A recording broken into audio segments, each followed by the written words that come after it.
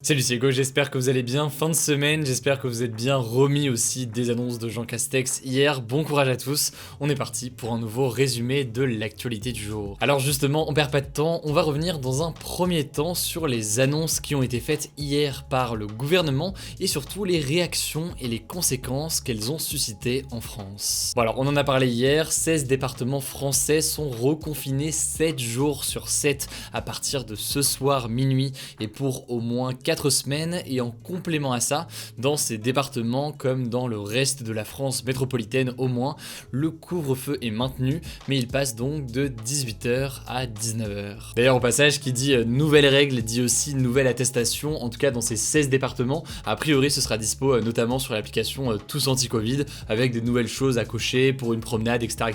Bref, je vous fais pas encore une fois l'histoire, vous commencez à connaître comment fonctionnent les attestations en général. Forcément, vous l'imaginez, ces annonces ont suscité pas mal de réactions dans le monde politique, c'est bien normal, et certains comme Valérie Pécresse, donc la présidente de la région Île-de-France qui est proche du parti Les Républicains à droite, ont notamment souligné que les restrictions allaient être très dures à vivre pour les Français. Par ailleurs, beaucoup reprochent au gouvernement d'avoir trop tardé, disons, à prendre ces mesures, c'est ce qu'a dit notamment la maire socialiste de Lille, Martine Aubry, qui est donc proche du parti socialiste. Elle va dans le même sens qu'un certain nombre d'épidémiologistes qui en gros disaient que le plus tôt ces mesures de confinement étaient prises, et bien le plus efficace et le plus rapide elles seraient. Alors au-delà des réactions politiques, et comme d'habitude il y en a beaucoup, ces annonces elles inquiètent aussi un certain nombre de Français qui sont directement touchés par ces nouvelles restrictions, et ça concerne évidemment notamment les commerçants. En effet, dans les 16 départements en question, tous les commerces jugés non essentiels vont devoir fermer,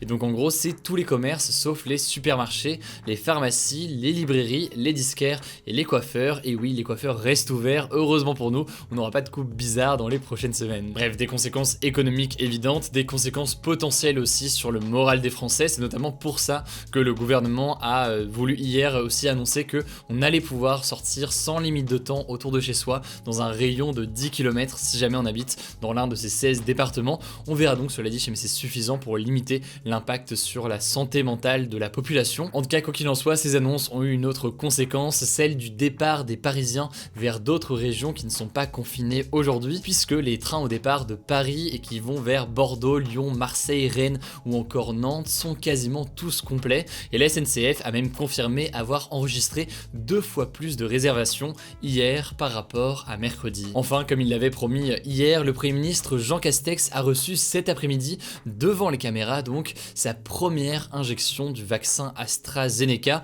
qui est de nouveau autorisé en France depuis ce matin. C'est donc logiquement une opération de communication importante pour le gouvernement pour essayer de redonner confiance en ce vaccin AstraZeneca, et d'ailleurs la Haute Autorité de Santé recommande désormais de n'utiliser AstraZeneca que pour les personnes âgées de 55 ans et plus. On passe à un deuxième sujet international cette fois-ci. Hier on a parlé rapidement des tensions entre les États-Unis et la Russie, on va revenir en détail là-dessus aujourd'hui comme promis, mais on va aussi voir qu'au-delà de la Russie, c'est aussi la Chine qui s'embrouille actuellement avec les États-Unis. Alors du côté de la Russie, je le disais, tout est parti d'une interview du président des États-Unis Joe Biden sur la chaîne américaine ABC, dans laquelle il a qualifié le président russe Vladimir Poutine de tueur, faisant potentiellement donc référence à l'empoisonnement de l'opposant russe Alexei Navalny. You know Vladimir Putin, you think he's a killer? Lors de l'interview, Joe Biden a également ajouté qu'il voulait faire payer au président russe le fait qu'il ait tenté de s'immiscer dans la présidentielle américaine de 2016 et de 2020. En gros, je vous la fais courte, mais la Russie est accusée d'avoir mené plusieurs piratages et créé plein de faux profils sur les réseaux sociaux dans l'objectif de décrédibiliser le camp démocrate de Joe Biden et donc de convaincre les Américains de voter pour Donald Trump. La Russie a toujours nié ces accusations et logiquement Poutine a directement répondu à Biden. Il a d'abord affirmé que ces propos de Biden étaient une attaque contre la Russie, mais il a aussi annoncé donc que l'ambassadeur russe à Washington allait quitter les États-Unis, et c'est plutôt fort comme message parce qu'évidemment ça montre une hausse des tensions entre les États-Unis et la Russie. En fait, d'après plusieurs experts politiques, ce conflit actuel entre les deux pays, il avantage un peu les deux pays puisque pour la Russie ça permet de ressouder le pays autour de Poutine contre un ennemi potentiel, les États-Unis, et du côté des États-Unis c'est intéressant pour Biden Biden puisque ça le fait apparaître potentiellement comme étant un président qui veillerait à la démocratie, etc.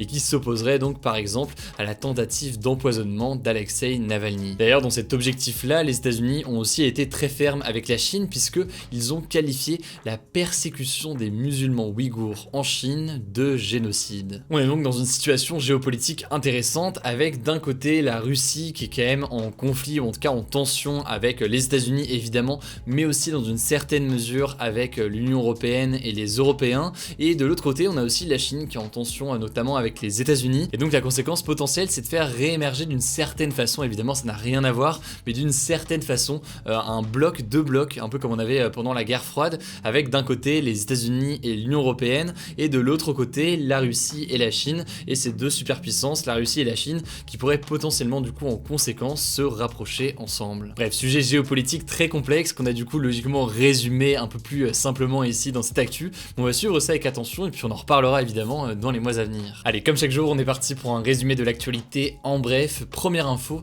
le CSA, donc le Conseil supérieur de l'audiovisuel, a sanctionné la chaîne CNews suite à des propos du journaliste Éric Zemmour. En gros, la chaîne va devoir payer une somme de 200 000 € d'amende à cause donc de propos d'Éric Zemmour, des propos qui concernaient il y a quelques mois les mineurs isolés étrangers lors de l'émission Face à l'info en septembre dernier. Le polémiste les avait notamment qualifiés de voleurs, de violeurs et d'assassins avant d'essayer de nuancer donc ces propos par la suite, de dire que ça ne concernait pas tout le monde, etc. Mais ces nuances n'ont visiblement pas suffi et convaincu le CSA. La chaîne a donc été sanctionnée pour incitation à la haine et à la violence. Deuxième actu, à l'étranger, l'Espagne est devenue le 4e pays européen à légaliser l'euthanasie. Concrètement, les patients majeurs qui souffrent d'une maladie grave et incurable pourront dès le mois de juin demander à être euthanasiés pour mettre fin donc à leur souffrance. En gros, ça consiste à demander à un soignant de provoquer médicalement sa mort ou alors de prescrire une substance que le patient peut prendre lui-même pour mettre fin à ses jours. Évidemment, tout ça est très encadré, la demande peut être refusée et il faut notamment que le patient qui fait cette demande d'euthanasie soit conscient et lucide pour faire une telle demande. Alors au passage, pour autre info, en France, l'euthanasie n'est pas vraiment autorisée et légale, ou en tout cas pas autant disons qu'en Espagne et dans ces autres pays européens. Il y a en fait une différence entre euthanasie active et passive sans rentrer dans les détails, mais en fait depuis 2016 en France, les patients atteints d'une maladie grave et incurable ont le droit d'être endormis profondément jusqu'au décès pour soulager tout simplement leur souffrance. Alors où est-ce que je me trouvais aujourd'hui? Eh bien j'étais donc dans la ville-état de Monaco et j'ai 3 anecdotes à vous donner aujourd'hui, ça fait super plaisir. D'abord, première anecdote, Monaco. Eh bien à Monaco il y a 31,1% des habitants qui sont millionnaires. Voilà, petite première info à vous donner là-dessus.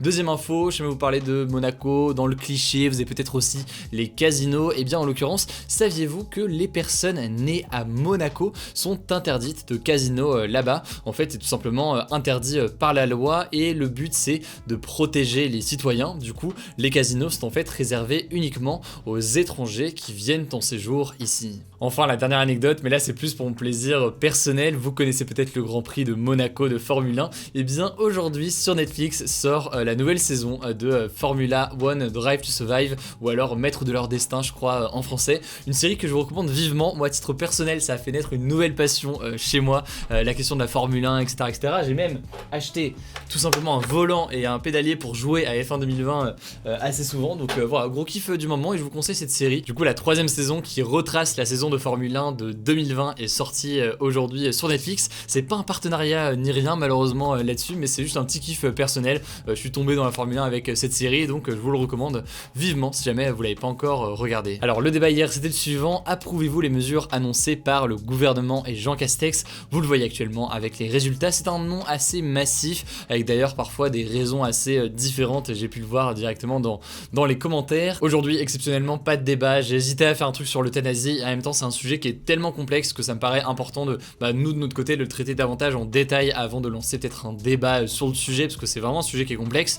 Donc c'est tout pour ce nouveau résumé de l'actualité en moins de 10 minutes. Il n'y a pas de vidéo ce week-end sur la chaîne, mais du coup ce que je vous propose pour voir d'autres contenus, et bien ça se passe directement sur Instagram où chaque jour on poste des contenus exclusifs, des résumés d'actu, des quiz, etc.